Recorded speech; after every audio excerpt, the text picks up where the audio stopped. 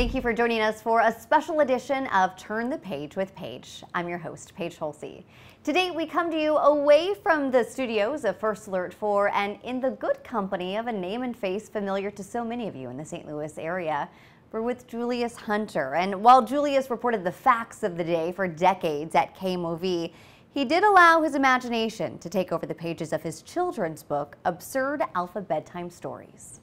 Julius, thank you for welcoming us into your home. It's great to see you. Glad to have you here. Okay, before we dive into your book, I'm sure the viewers who haven't seen you in a little while, they want to know, how are you? What are you up to these days? Oh, how am I? I'm old is how I am, and I'm feeling all the pains. And it's surprising to me that I'm this old. You stay busy for being this old, as you say, though. Well, I try to stay busy, and I think that that's very important for anyone my age. Do something to keep yourself occupied and to keep the brain occupied. I do a lot of writing still. I do some work proofreading for friends and people who ask me to do that. And I also have writing projects of the great American novel that will one day break out. Okay. In the coming years. I'm looking forward to that. All right. Well, I'll let you know first. That gets us caught up to today. I want to go back to, 1976, when you released this children's book, Absurd Alphabedtime Stories. Mm-hmm. Where did the inspiration for this book come from? First of all, I'm a great fan of the works of Ogden Nash. And I wish that if I had been a writer in another life, I would have been Ogden Nash. Because he writes lines like, "When called by a panther, don't answer." And I love that kind of stuff. So you'll find some craziness in my book. Yeah, tell me more about the absurdities inside this story. Well, I mean, first of all, you have animals with big, long eyelashes and animals that smile and with big teeth. And animals doing little stuff that's, your pet would not be allowed to do. It's almost like you have a character and a mini story for each letter of the alphabet. I do have, and even in addition to the animals that kids and parents know about, there are a few in there that are new, I think, like the jerboa and the ichneumon. What's an ichneumon? What's a jerboa? And so those animals are in there too. Do you have a favorite line? I like the verse for Katie. And it's a beautiful young lady that could be anybody, any kid's little sister or friend. And that verse is, "Katie did keep kissing Katie. What a kind and keen young lady. Did Katie keep those kisses hidden? Katie didn't." That's one of my favorites. So much alliteration and rhyme. It's really fun. Also sometimes challenging, though, to read. Right. Well, we try to make every first line as a complete alliteration of that letter sound. Two touring turtles took the train. Fearless foxes flash for fun. Appeasing an aardvark's appetite.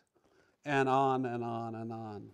So when this book was released back in the 70s, there was quite a bit of fanfare around it. We were very happy and pleased to have this book introduced at Powell Symphony Hall with Leonard Slatkin doing some improvising of music on the synthesizer, and David Hartman, who was head of Good Morning America on ABC at the time, read the verses at a kiddie concert, and my kids were allowed, my two daughters were allowed to have 10 friends each at that concert. So we had a great time with the introduction of this book. Speaking of your daughters, they were such a fantastic age when you released this, and they were kind of a built-in audience for you. Talk a little bit about their interaction and how they influenced the story as well. Well, the book is dedicated initially to Jennifer and Julia for teaching me how to read, because parents will learn that reading to your children over and over and over again, you should learn a lot from your children, especially if you put some drama and personality into the reading, so it's not dry reading. Yeah, and I think when you read with children and young folks like that, it can also renew our joy Oh, yeah. You know, in the next generation for the simple stories, the fun stories. Oh, yeah, yeah. And life should be full of those, too. So then in the early 2000s, you released a new version, and this Right. was with a St. Louis man, Todd Balman. He did the illustrations, and they're fantastic. I know that you really like them. Is a super illustrator, and we worked very hard. I mean, it wasn't a throwaway project to talk about how we could make each animal look more acceptable to kids, because some animals in some books, especially pop-up books, can scare children. And so we did the things with Todd's artistry of giving animals bigger teeth, bigger eyes. Have a lot of these animals in this book are smiling, and I don't know whether I may have seen a dog come close to smiling, but almost all the animals in this book are smiling. And there's some humor in there, I think, built in for adults too. And we'll show this to you more closely. The cover is fantastic. It's like a big family picture of all the characters. Right. But the back cover is what makes me laugh. Yeah, I got to tell you, I said to Todd, I would like to have a family picture, as if they all got together for Thanksgiving or something. And I said, but you know, the porcupine probably can't pack in with everybody. So we put the porcupine on the back, you know, and irascible as he is, he says, hey, this is the back of the book. The story begins around the corner on the front, darn it. So the porcupine wants you to get back to the big family picture. Yes, it's very clever. There's also a lot to learn in this book. One of the verses that has a lot for parents to explain to kids is the first verse in there. And it says, appeasing an aardvark's appetite can keep you active day and night, acquiring apples, apricots, ants, amoebas, anise dots, abalone, aphid tots, acorns, artichokes, and lots of other foods that often make an aardvark have a tummy ache. Now, you have to explain as a parent to your kid what an aphid is. An aphid is a tiny little thing, of course, that disturbs your roses. But in this book, we mentioned that aardvarks like to eat aphid tots. Well, that would mean the child of an aphid. And try to figure that out and explain that to your kids. And then anise dots. What would an anise dot be? I mean, it would be maybe a little piece of seasoning or something that's minuscule. But the aardvark verse, I think, is really a lot of fun for kids, and having to explain to them what all of these things that begin with, we're assuming that an aardvark would only eat things that begin with a. Appeasing an aardvark's appetite can keep you busy day and night. And that's just one example of how both a child and a parent will learn through the experience of this book. And so I was talking about reading and writing being keystones in your life, both on the anchor desk and in these written books. You actually made an entire discussion guide, a kind of a resource for parents, caregivers, teachers to use. Talk about how this book has been used as an educational tool for decades now. We were shocked, Paige, at the applications the book has had. For example, it's been used by typing teachers. It's been used by speech pathologists. It's been used in music classes and dance classes, and even in adult education classes. We've learned that it's a popular book to teach adults who have had reading problems. But speech pathologists, think about how, you know, you end up having to use your tongue and all. And two touring turtles took the train to Texarkana in the rain. The turtles took the tough terrain. Next time they'll take an airplane.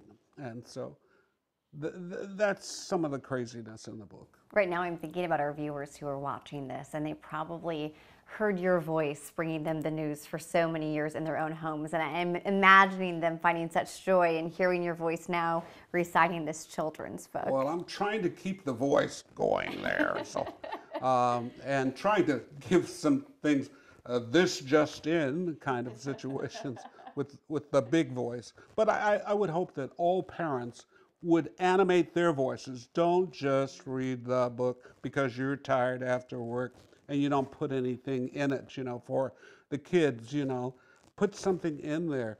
Like Nancy needled 19 nets of nylon for her newts. Each newt is cute but prone to scoot. Nice, nervous little pets. What's a newt? What's a newt? But you can't say, read it like, right. And you're tired, because you'll learn if you're reading to your children and you try to skip a section because you want to get to bed early, they'll say, They'll catch you. Yes. Right. Yes. They So, don't do it. Yeah. other than being present and being awake when you're reading this book, what is your advice to young parents, caregivers who want to foster a love of literacy and reading in their children? Listen, in vitro reading, I'm kind of a fan of that. Barbara and I did that with our children, our two daughters. But also, when Aunt Bessie in Boise or Grandma in Grand Rapids says, "What can I get for the kid?"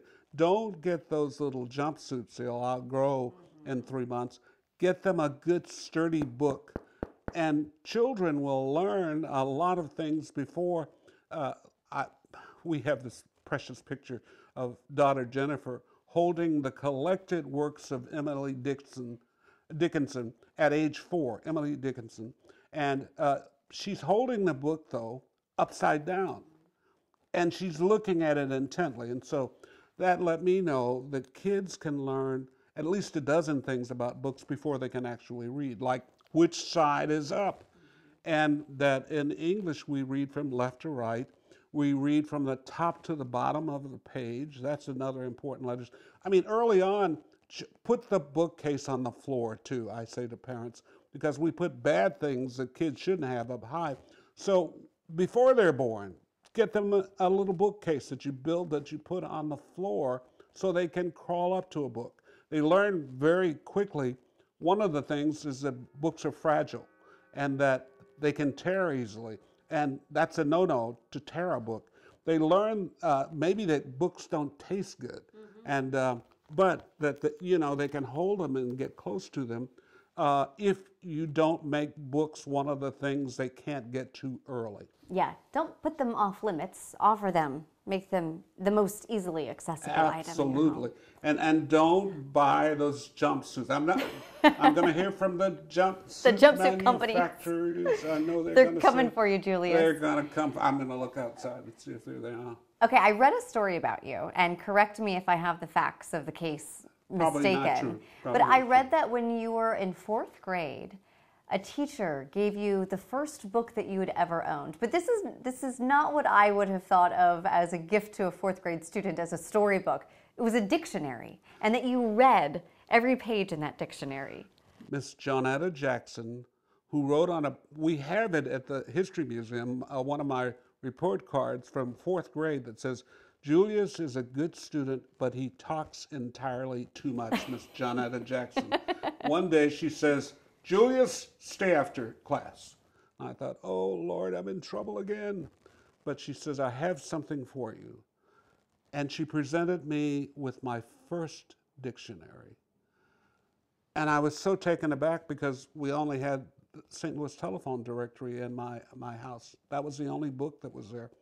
And I took that dictionary home and began reading it like it was a novel or something. And I think that was a really good jump start for me. Thank you, Miss Johnetta Jackson in heaven, where she is now. That's a wonderful story. Okay, so maybe a dictionary isn't the book that I would think of for my next question, but we'll wrap up here since I think we've both said enough now.